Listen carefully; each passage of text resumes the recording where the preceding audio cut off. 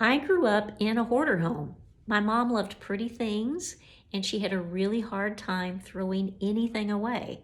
So we had this weird combination of nice things and a lot of junk. And, honestly, I can't show you what it looked like because we didn't take pictures back then. We wouldn't have thought to do that. But it was what you would expect, where there's clothes on all the door facings, there's bags and boxes on all the floors, there's rooms you can't go into because there's just too much stuff in them. There's outdated food in the pantry and the fridge and, a million food storage containers. So it did have an effect on me. I struggled for many years partly because of that, and did a lot of counseling and therapy over the decades. So I know myself pretty well.